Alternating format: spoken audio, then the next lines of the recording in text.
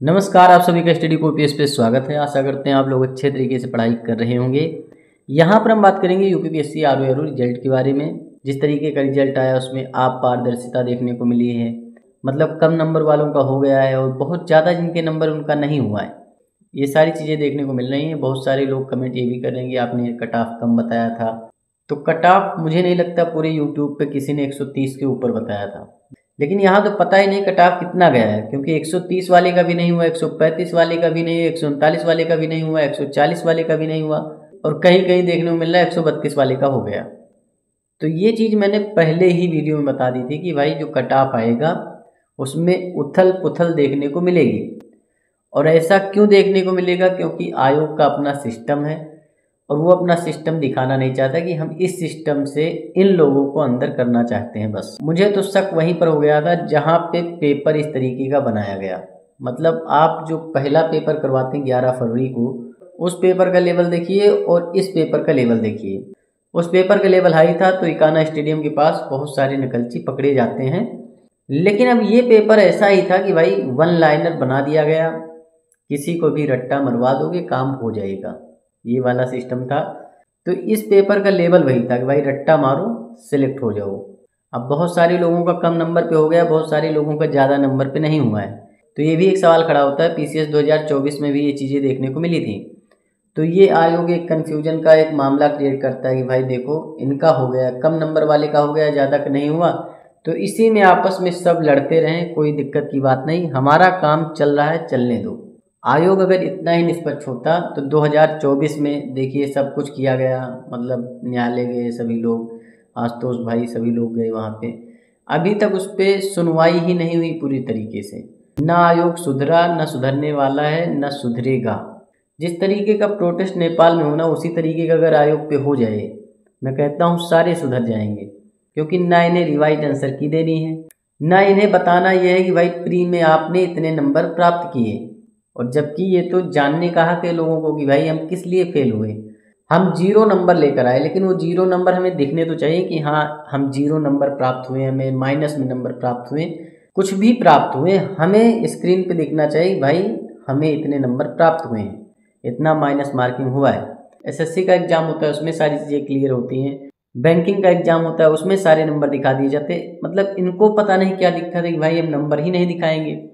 ये एक बहुत बड़ी विडंबना है और ये लूप होल भी है एक हिसाब से, क्योंकि आयोग जब कुछ दिखाता ही नहीं तो आपके पास प्रूफ ही नहीं, कोर्ट जाएंगे किस आधार पे जाएंगे, भाई हमारा ये है वो है, कुछ बता ही नहीं पाएंगे। सिंपल सी बात है, एक महाधरने की ज़रूरत है। क्योंकि आयोग मुझे नहीं लगता इस तरीके से सुधरने वाला है। पहले पेपर होता है, पेपर लीक होता है, उसके लिए धरना दिया जाता है, पेपर करवाने के लिए धरना होता है, उसके बाद अब पेपर जो हो गया है तो भाई हमें नंबर जानना, उसके लिए भी धरना करना ही पड़ेगा। उसके अलावा कोई चारा नहीं है। और ऐसा नहीं है कि ये चीज़ें आपके लिए अभी जो आरओ हुआ उसी पे लागू हैं। पीसीएस 2025 लगा है उसमें भी यही सब होना है। क्योंकि ये 2024 से जो गतिविधि चल चुकी है ना पूरी तरीके से, कि 76 वाले का हो गया, 86 वाले का नहीं हुआ, तो ये आरओ में भी हुआ, पीसीएस 2025 में भी होगा, एपीओ का एग्ज़ाम होगा उसमें भी होगा। क्योंकि भ्रष्टाचारी जब एक वैकेंसी में घुसे हैं तो हर वैकेंसी में घुसेंगे, मतलब ये है। बीओ का एग्ज़ाम होगा उसमें भी ये सब देखने को मिलेगा। कोई भी एग्ज़ाम छूटने वाला नहीं है।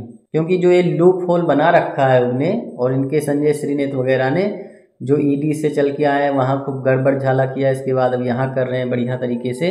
रिवाइज आंसर की, अंक पत्र, ये सारी चीज़ें अगर नहीं सुधरेंगी तो चाहे पीसीएस 2025 दे लो, एपीओ दे लो, बीओ दे लो, आने वाली यूपीपीएससी का एग्ज़ाम दे लो, अंदर ही अंदर सारे जो अधिकारी हैं उनकी अपनी मटकी रहेगी और मलाई रहेगी, अपना खाएंगे, आप लोग बस रह जाएंगे। सिंपल सी बात है। जिनका 155 नंबर पे नहीं हुआ, 145 नंबर पे नहीं हुआ, उन्हें हाई कोर्ट पहुँचना चाहिए।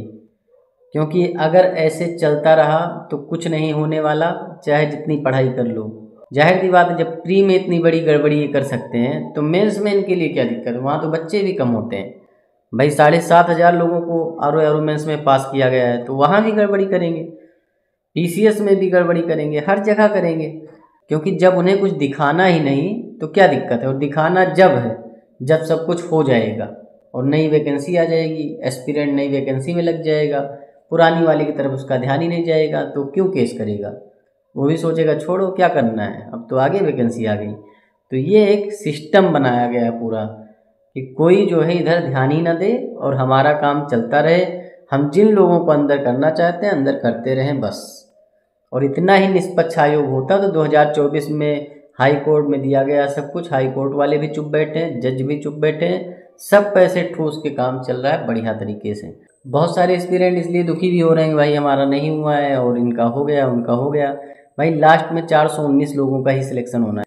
जो 419 लोगों का सिलेक्शन होगा उसमें पता नहीं कितने नेता मंत्री विधायक, कितने जो है संजय श्रीनेत के रिश्तेदार, उसमें कई लोगों का सिलेक्शन होना है। सिंपल सी बात है, लास्ट में 7500 में 7100 लोग बाहर ही होने हैं। सिंपल सी बात इतना समझ लीजिए।